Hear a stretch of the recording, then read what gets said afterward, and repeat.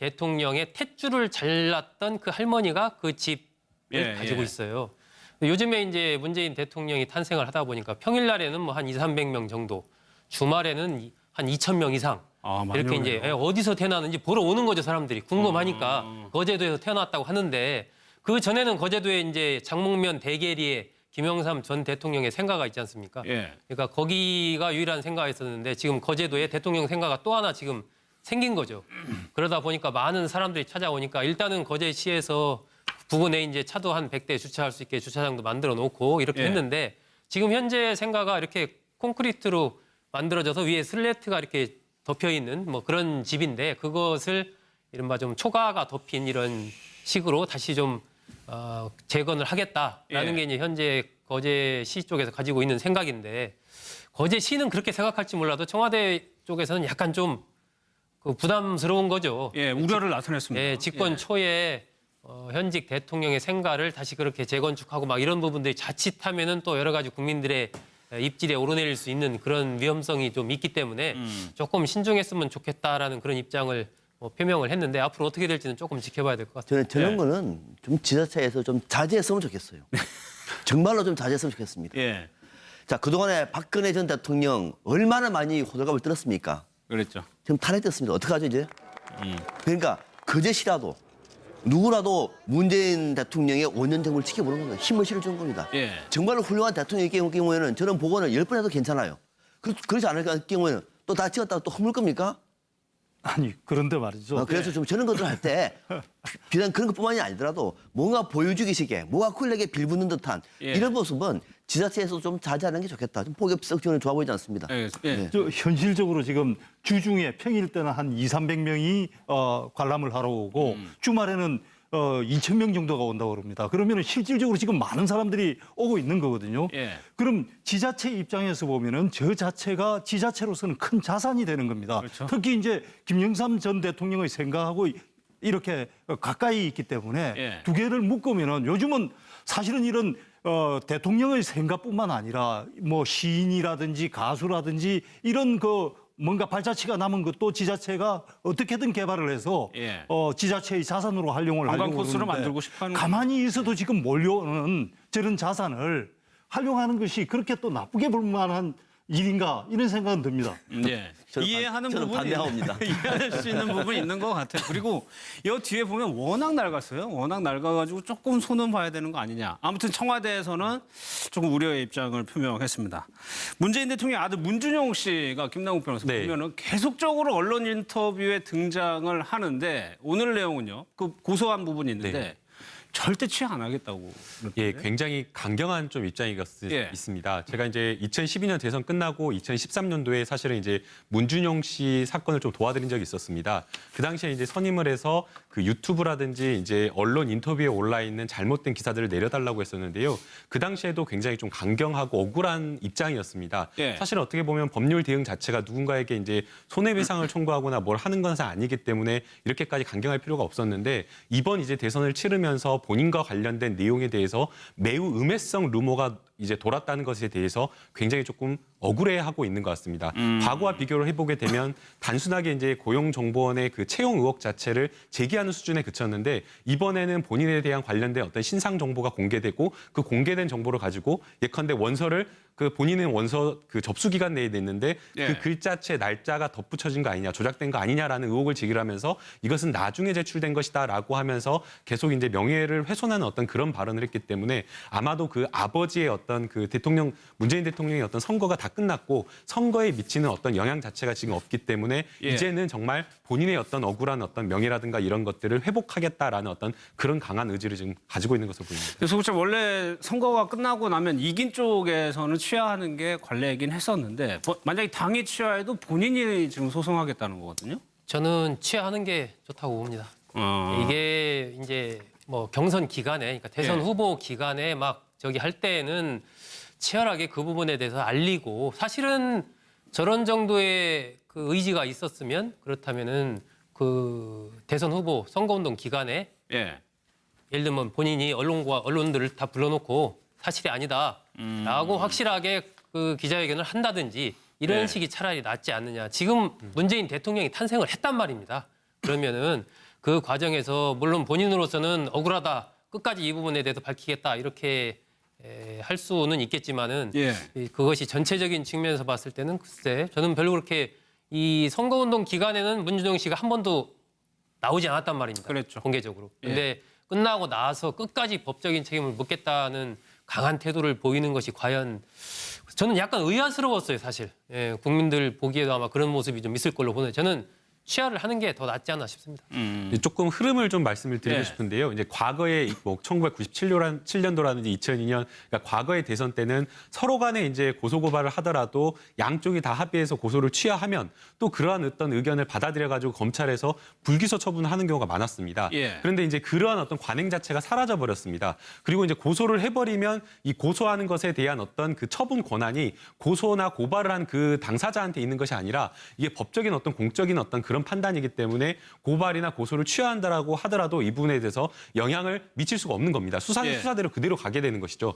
역시 이번에 그 문준용 씨와 관련된 마찬가지도 이게 그냥 본인의 어떤 개인과 관련된 그 명예훼손과 관련된 그런 내용이 아니라 공직선거법과 관련된 허위사실입니다. 그러니까 이것은 문준영 씨의 명예를 훼손한 어떤 그런 내용도 포함되지만 궁극적으로는 문준영 씨의 명예를 훼손을 해서 허위사실을 통해서 선거에 영향을 주려고 했다라는 어떤 공익적인 어떤 그런 부분을 건든 것이기 때문에 예. 문준영 씨가 이것을 내가 하라 말아라고 할 수 있는 그런 부분은 아닌 것 같고요. 당에서 이것을 또 역시 더불어민주당에서 이것을 취하한다고 하더라도 이 부분에 대해서 검찰이 수사는 인지했다고 하면 계속 가야 되는 부분이기 때문에 이건 불가피한 측면이 있다라고 생각이 듭니다. 그러니까 뭐 결론이 시간- 어떻게 예. 나든 저런 부분은 과거에도 뭐 BBK 사건도 마찬가지였지만 문재인 대통령 시대에 결론이 어떻게 날 것이다. 국민들이 지금 다 저거 결론 어떻게 날지 대략 머릿속에 그리고 있단 말입니다. 예. 그렇기 때문에 실체적인 진실 여부와 관계없이 정치적으로 이미 저 사건에 대해서는 결론이 났기 때문에 그것을 뭐 실질적으로 법 절차상으로는 계속 갈런지는 몰라도 상징적인 측면에서도 당이든 뭐 문준영 씨든 간에 저 부분에 대해서는 이제 안 했으면 좋겠다. 중간에 좀 처벌 안 중간에 했으면 하겠죠. 좋겠다. 예. 그런 의사를 표해 주는 게 저는 좀 낫지 않나 싶습니다. 알겠습니다. 이 요즘 최 의원님 문재인 대통령하고 김정숙 여사를 굉장히 이 부부를 조명한 게 많거든요. 최근에 그런 것도 기사들 좀 어떻게 보셨습니까? 일단 그 저기 저 영부인 그 김정숙 여사가 예. 육회 발랄한 게 저 보기 좋습니다. 아주. 그리고 두 분이 그 저 뭐냐 문재인 대통령이 이 관저에서 나와서 출근할 때 예. 쫓아나가서 이렇게 저 뭐 옷 매무새를 다듬어 준다든지 예. 굉장히 그 얕은 소탈하고 그 친근하게 보이는 모습이 좋은데 지금 이제 화면에 나오는 모습을 보면은 저는 잘 이 종교 부분에 대해서 잘 몰랐는데 예. 문 대통령은 그 천주교 신자고 어릴 때부터 김정숙 여사도 천주교 신자여서 성당에서 결혼식을 그랬네요. 했는데 예. 이 사도는 그러니까 이제 아들을 결혼시킬 때 며느리 쪽은 목사의 딸이었단 말이죠. 사도는 목사님. 그러니까 사도는 목사였고 그래서 예.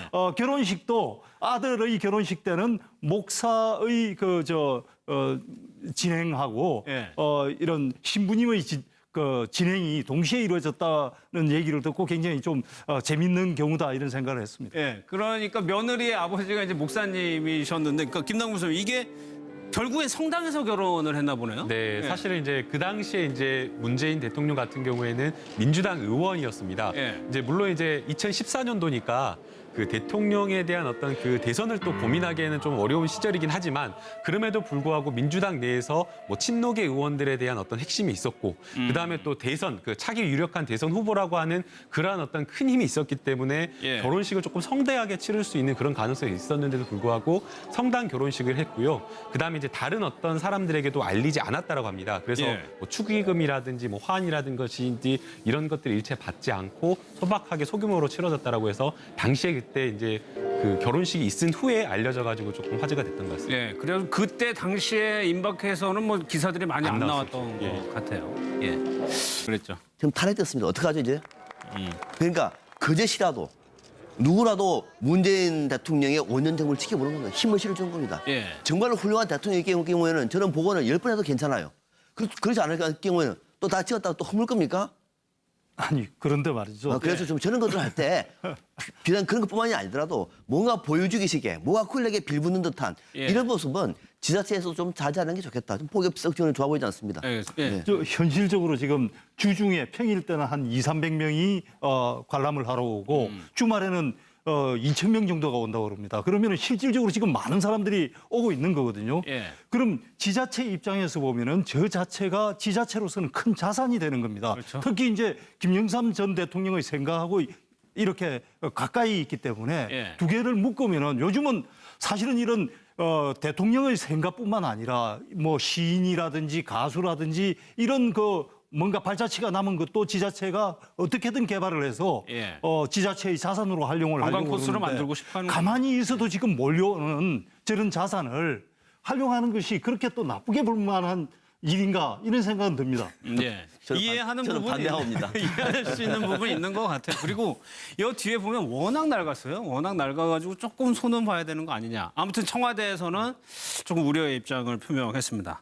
문재인 대통령 버렸습니다. 그리고 이제 고소를 해버리면 이 고소하는 것에 대한 어떤 그 처분 권한이 고소나 고발을 한 그 당사자한테 있는 것이 아니라 이게 법적인 어떤 공적인 어떤 그런 판단이기 때문에 고발이나 고소를 취하한다라고 하더라도 이 부분에 대해서 영향을 미칠 수가 없는 겁니다. 수사는 수사대로 그대로 가게 되는 것이죠. 역시 이번에 그 문준용 씨와 관련된 마찬가지도 이게 그냥 본인의 어떤 개인과 관련된 그 명예훼손과 관련된 그런 내용이 아니라 공직선거법과 관련된 허위사실입니다. 그러니까 이것은 문준용 씨의 명예를 훼손한 어떤 그런 내용도 포함되지만 궁극적으로는 문준용 씨의 명예를 훼손을 해서 허위사실을 통해서 선거에 영향을 주려고 했다라는 어떤 공익적인 어떤 그런 부분을 건든 것이기 때문에 문준용 씨가 이것을 내가 하라 말아라고 할 수 있는 그런 부분은 아닌 것 같고요. 당에서 이것을 또 역시 더불어민주당에서 이것을 취하한다고 하더라도 이 부분에 대해서 검찰이 수사는 인지했다고 하면 계속 가야 되는 부분이기 때문에 이건 불가피한 측면이 있다라고 생각이 듭니다. 그러니까 결론이 어떻게 나든 저런 부분은 과거에도 뭐 BBK 사건도 마찬가지였지만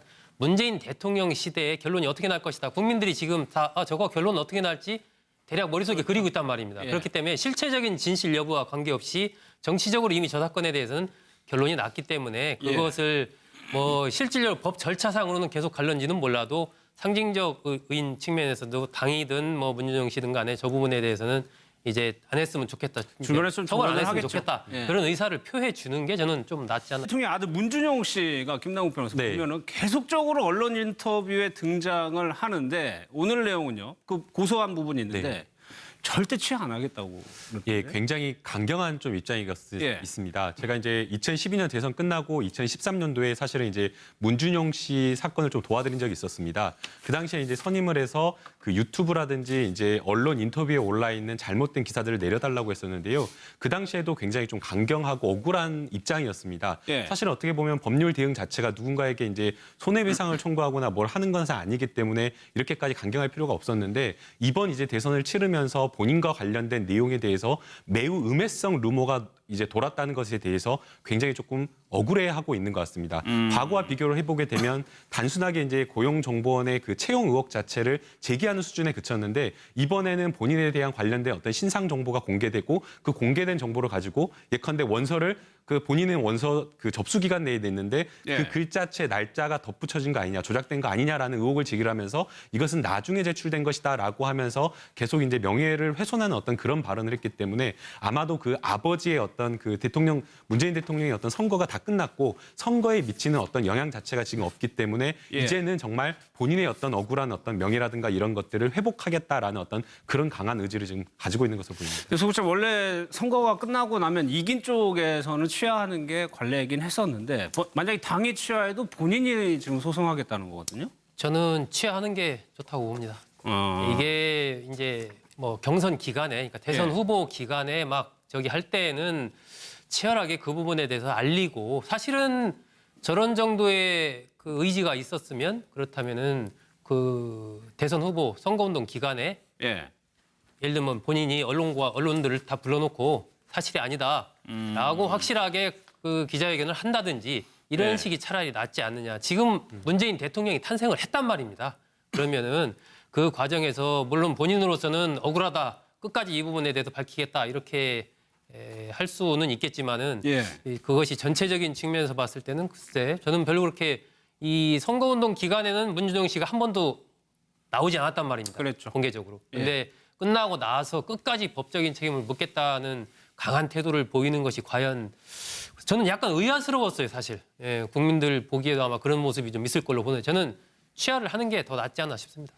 조금 흐름을 좀 말씀을 드리고 예. 싶은데요. 이제 과거에 뭐 1997년도라든지 2002년, 그러니까 과거의 대선 때는 서로 간에 이제 고소고발을 하더라도 양쪽이 다 합의해서 고소를 취하하면 또 그러한 어떤 의견을 받아들여가지고 검찰에서 불기소 처분하는 경우가 많았습니다. 예. 그런데 이제 그러한 어떤 관행 자체가 사라져. 대통령의 탯줄을 잘랐던 그 할머니가 그 집을 가지고 있어요. 요즘에 이제 문재인 대통령이 탄생을 하다 보니까 평일날에는 뭐 한 200~300명 정도, 주말에는 한 2,000명 이상 많이 이렇게 오네요. 이제 어디서 태어났는지 보러 오는 거죠, 사람들이. 궁금하니까 거제도에서 태어났다고 하는데 그 전에는 거제도에 이제 장목면 대계리에 김영삼 전 대통령의 생가가 있지 않습니까? 예. 그러니까 거기가 유일한 생가가 있었는데 지금 거제도에 대통령 생가가 또 하나 지금 생긴 거죠. 그러다 보니까 많은 사람들이 찾아오니까 일단은 거제시에서 부근에 이제 차도 한 100대 주차할 수 있게 주차장도 만들어 놓고 이렇게 예. 했는데 지금 현재 생가가 이렇게 콘크리트로 만들어져서 위에 슬래트가 이렇게 덮여 있는 뭐 그런 집인데 그것을 이른바 좀 초가가 덮인 이런 식으로 다시 좀 재건을 하겠다라는 예. 게 이제 현재 거제시 쪽에서 가지고 있는 생각인데 거제시는 그렇게 생각할지 몰라도 청와대 쪽에서는 약간 좀 그 부담스러운 거죠. 예, 우려를 나타냈습니다. 예, 집권 초에 현직 대통령의 생가를 다시 그렇게 재건축하고 막 이런 부분들이 자칫하면은 또 여러 가지 국민들의 입질에 오르내릴 수 있는 그런 위험성이 좀 있기 때문에 조금 신중했으면 좋겠다라는 그런 입장을 표명을 했는데 앞으로 어떻게 될지는 조금 지켜봐야 될 것 같아요. 저는 거는 좀 지자체에서 좀 자제했으면 좋겠어요. 정말로 좀 자제했으면 좋겠습니다. 예. 자, 그동안에 박근혜 전 대통령 얼마나 많이 호들갑을 떨었습니까?